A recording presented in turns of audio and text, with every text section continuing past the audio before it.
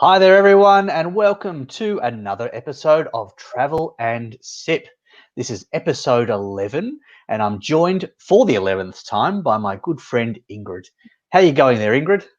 Hey, Kieran. Yeah, I'm pretty good, thanks. How are you Good. going?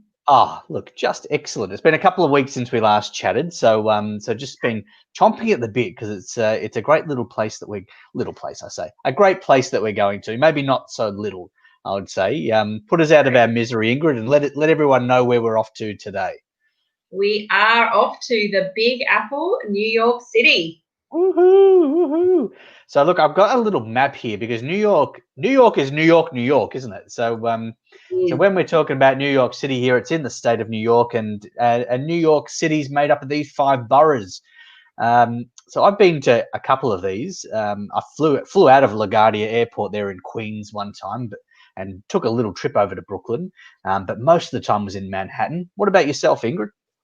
yeah, pretty much the same. I've spent a little bit of time in Queens and Brooklyn. I've flown in and out of both LaGuardia and JFK before, and I have been over to Staten Island. I've never really travelled in the Bronx at all, though, and I've not spent a lot of time in Queens and Brooklyn, mostly just sort Yep. of day trips, exploring a couple of neighbourhoods and that sort of stuff. Yeah, exactly. So I guess for both of us, really, when we're talking about traveling to New York City, we're talking about Manhattan, and this is Manhattan. And look, it looks pretty small here, doesn't it?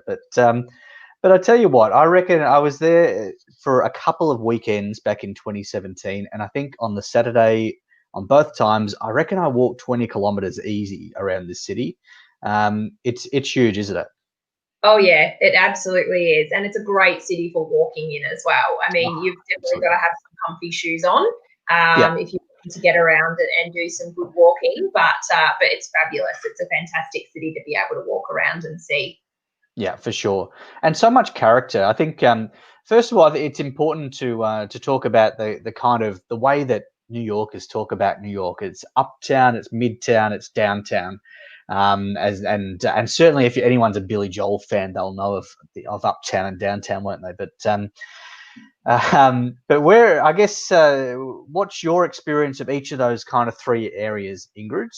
Starting with maybe with downtown. How would you describe downtown? Downtown is probably really a really big CBD area, I think, and really where most of that, I guess, New York city life happens as well. Right. It's where most New Yorkers will go to work in high rises and that sort of thing in that downtown area. A lot of other things to see in downtown as well, but it does predominantly, that's where you'll find Wall Street and all of that sort of stuff as well.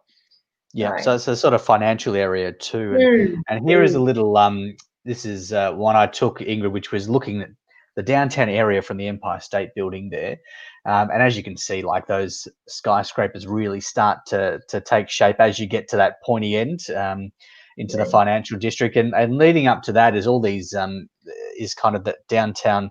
Area where you've got different little villages that each have their Mm. own kind of characteristic. Um, Yeah. Where were that you I think. where were you staying when you were in New York City, Kieran? Well, that's a good segue, Ingrid, because this shot was taken and I was staying in Midtown.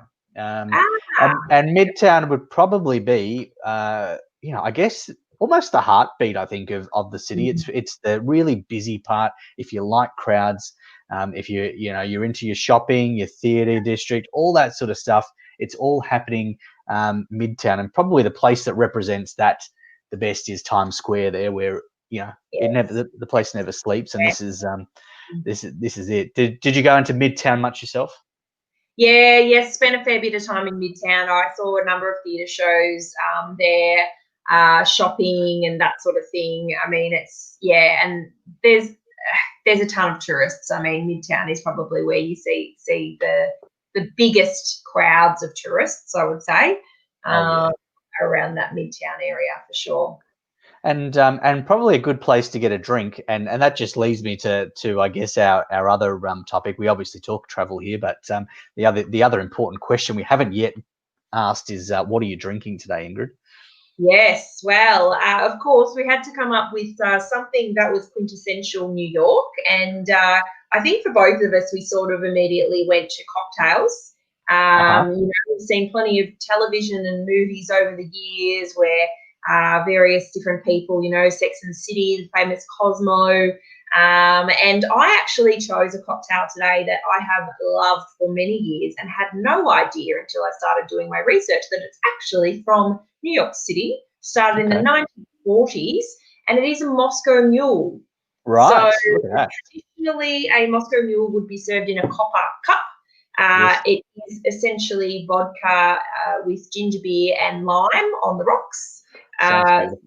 It is absolutely delicious. So I highly recommend, if you've never had a Moscow Mule, definitely ask for it next time you're in a bar. And it is from New York.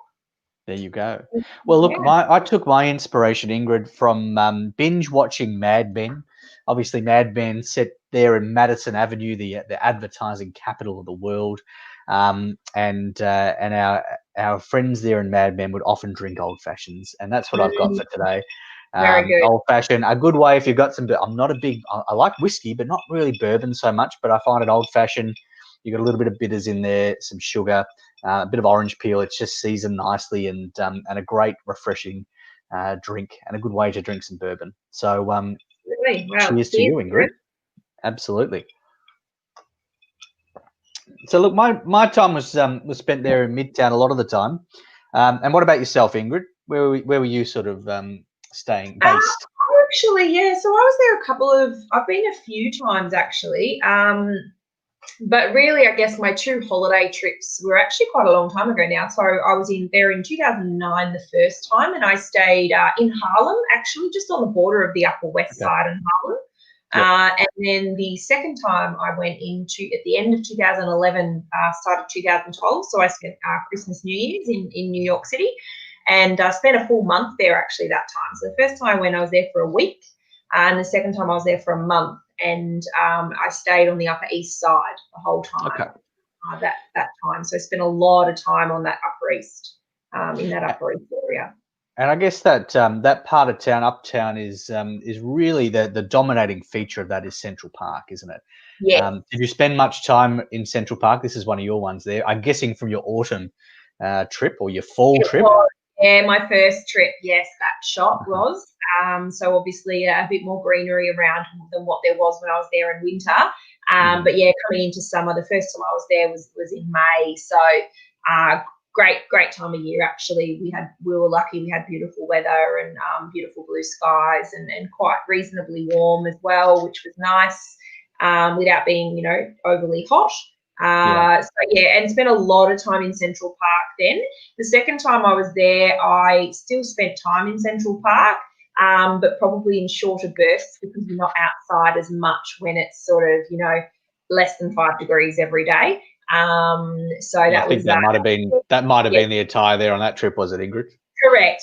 So that's a bit more rubbed up with the woolly hat and coat and scarf all on there, and actually had the opportunity being there over that Christmas period. They have the ice skating rink in Central Park over that period too. So got a chance to actually skate in Central Park as well, which has always been a bit of a dream of mine. So that was pretty special. Absolutely. And it's a place, did you find that it was really, I guess any part of the year, there's a lot going on in Central Park. Certainly, my trip there was in the summertime in sort of late June, and people just boating on the park, and and just things going on. There was like triathlons going on, or some sort of fun run going on, and there were people having parties, and there was people having demonstrations, and there was just everything was happening in Central Park. A weekend baseball match there, just a community baseball match on Central Park.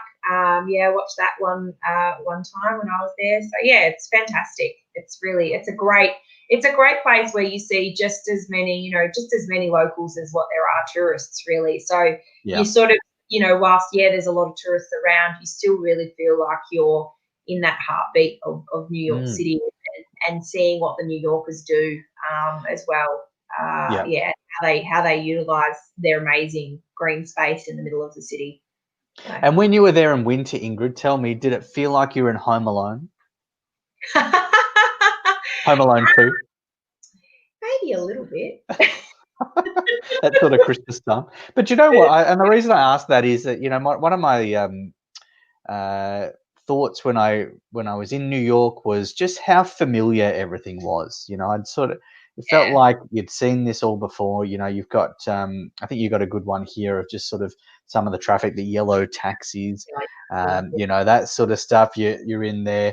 I think I took one here that's kind of just this streetscape with yeah, the yellow traffic lights and the diner there and the Empire State Building. It just yeah, seems so familiar. yeah, absolutely. Feels I think like everybody feels like you almost feel like you've been to New York before just through the television Mhm. and the movies and the media Yeah. that we see, Yes. even in Australia. It's so the influence of New York City is so strong everywhere Yeah. around the world.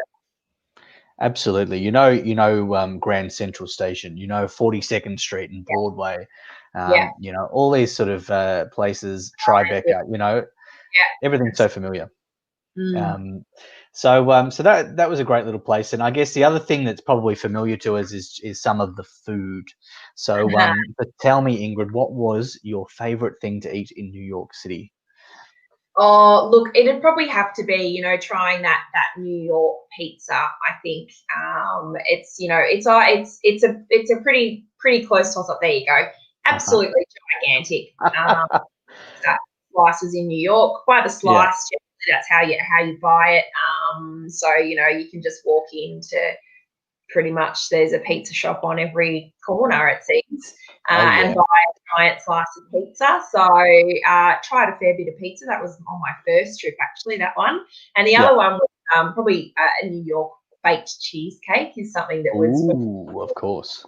found on my second trip, actually. I had a Oh yeah. list on my second trip of foods that I wanted to try in New York that I saw as, quintessentially New York foods. So Yep. yeah, that was probably the big number one for me. I was determined to find delicious New York baked cheesecake, which I Well, and did. I'm glad to hear that you did because that Yes, would be a travesty if you didn't. yeah. No, For I read all the reviews.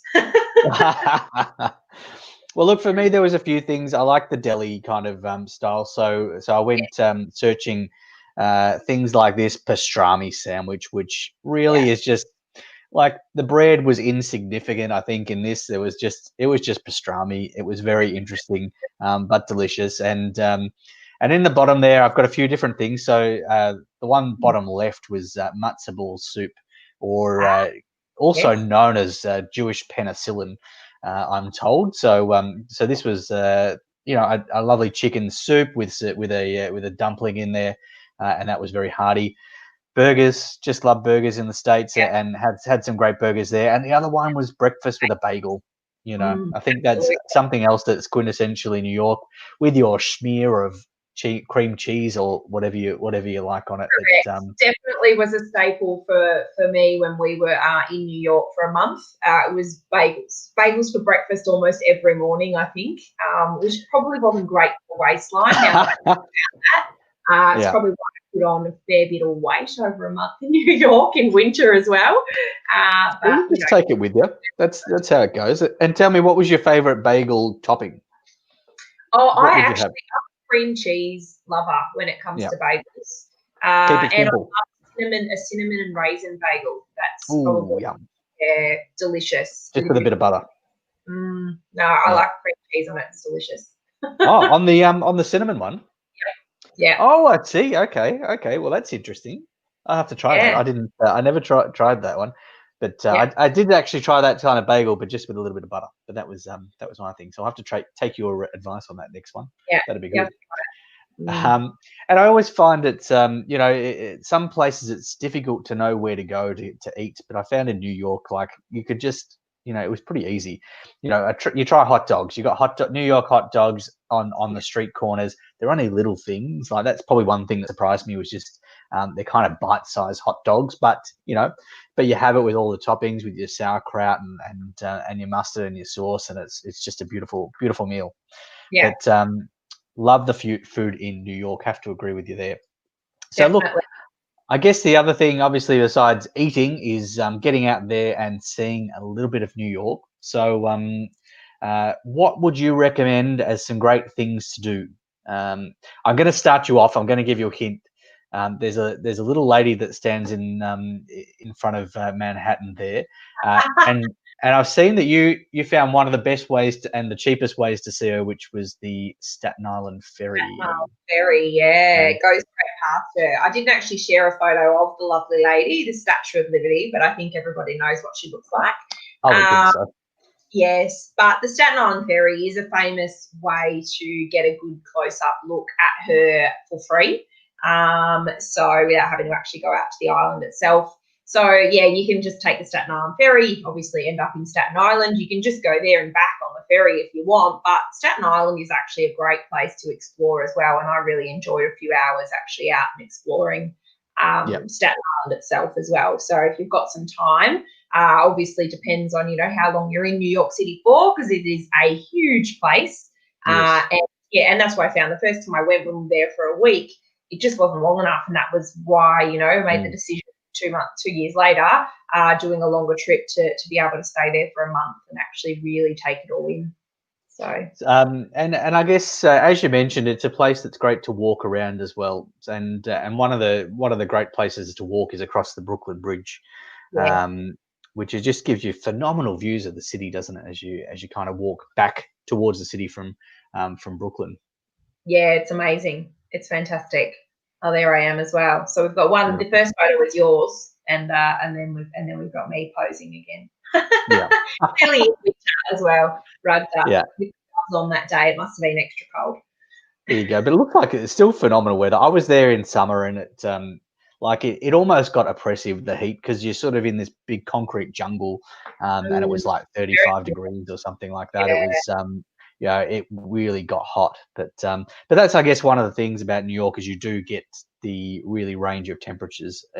In winter, it's did you get much snow or anything like that, or tell us about winter in New York City? So we were hoping, obviously, being Australian, want that white Christmas. I have been lucky enough to have white Christmas in Europe before, but I was really hoping for this trip, that was kind of the aim, let's hopefully have a white Christmas. But the thing people don't realise is in New York, they actually tend to not have their snowstorms until quite late in the season. So, and sometimes they don't get that much snow in the city. So, they might not have snow through till Feb or March. They can have, even April snowstorms sometimes. So it's quite late generally when they get snow. So yeah, we didn't get snow, unfortunately, for Christmas, but still had the beautiful Christmas lights. Obviously, this is at the Rockefeller Center. There's another ice skating rink out the front as well, which is fantastic. You can go up the top of the rock, it's called, which is another viewing platform. I don't know if you went to that one as well, Kieran, but yeah, so an alternative to the Empire State Building, just a different viewpoint in the city. Still just as spectacular. I think I really love Top of the Rock, actually. So, but yeah, I mean, it was still fantastic even without the actual snow. You still got that, real Christmas experience with all of the decorations and the windows and that real feel. And we actually went to Washington, D.C., actually, for an overnight trip to see Washington, D.C., and it snowed while we were there. So whilst we didn't get the snow in New York City, we got snow in Washington, D.C. So, yeah. And how did you get down to Washington? Did you take the train down to Washington? I actually think I took a bus in the end. I'm trying to remember what we did. It was a group of us, so there was actually 4 of us, and in the end, I think it was much cheaper for us to get the bus. The train, we decided quite late what we were going to do and if we were going to go, and we were able to get a package with a bus ticket, and it took us to a motel, and we were able to stay there and all that. Okay. Sort of stuff. Yeah, so it just worked out better for what we were looking for. But, fair enough. And look, so I have to say, sport is something that's quintessentially American, and you were lucky enough to see a Knicks game by the looks of it. Was that this one here? Yes. Is it the Knicks? I'm guessing it's the Knicks. Oh yeah, yep. I can see it up on the scoreboard there. Yeah, I think that one. So yes, it was an awesome game. Who won? Can you remember that? The Knicks won. Yep. Mm-hmm. Yep. So it was. And were there any celebrities in the front row, Ingrid? I think there were, but I can't remember who now. To be honest, I'm not a huge celebrity person, so it wasn't really a key feature for me. But yeah, I was just happy to be at Madison Square Garden. I mean, it's a famous stadium, obviously, just to be in that space. You know, I've been to a few. I've been lucky enough to be to quite a number of different sporting games around the world, and I do love.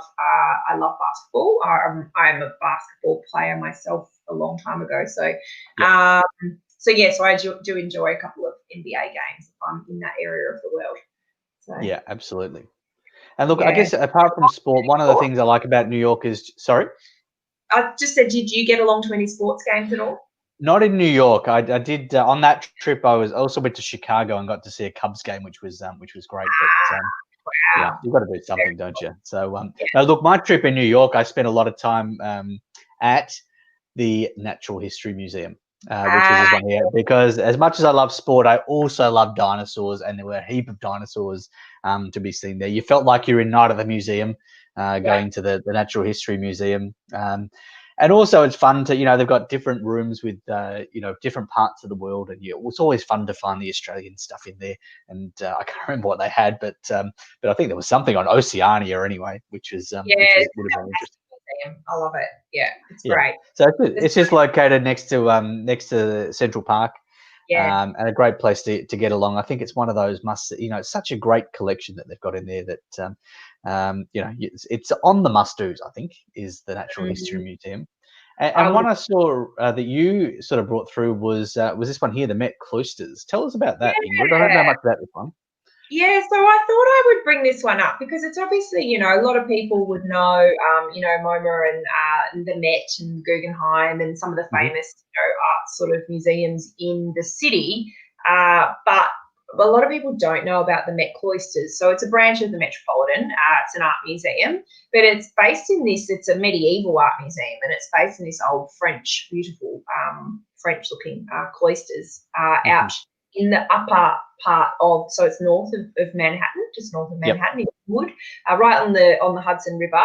So gorgeous views over the river and absolutely spectacular building. If you go to the next photo, you'll see it's a little bit of inside as well. It's just really gorgeous. And if you are in New York City, and this is the thing, because I was there for so long, I have time to do a few more things that probably not every tourist gets the opportunity to see on a shorter trip. So I thought I'd just highlight, a couple of those other things that maybe aren't the usual tourist things that everyone's heard of before. And if you are a real art buff or an architecture buff, and you love old buildings and that sort of thing, then I'd definitely highly recommend the Met Cloisters as somewhere to get out to and see. Absolutely, and that's a great little tip. Yeah. And look, probably another one in that vein, which is such a great place to go to, but maybe not on at the top of everyone's list, is the UN General Assembly, and you were lucky enough to take a tour through there. Tell us about that. Yeah, that was awesome. So I mean, as you know, Kieran, as well, we've got a bit of a passion for this sort of stuff, and we sort of did some UN model UN days back in our uni days, where we would get given countries and we would be debating different topics like they would in the UN. So we sort of had a bit of an interest in that from a long time ago. So being able to visit the United Nations in New York City was a bit of a dream, and it was amazing. Obviously, you can't go everywhere. We were lucky enough to be able to go to the General Assembly room because they weren't meeting and there was nobody there. So it was fantastic just to have that opportunity. I feel very, very lucky that I was able to do that. So yeah, absolutely. I think that one is next on my list, Ingrid, for sure. Definitely worthwhile. Yeah, and look, and probably one place that encourage everyone to go to when they're in New York is also the 9/11 memorial there at the sort of ground zero.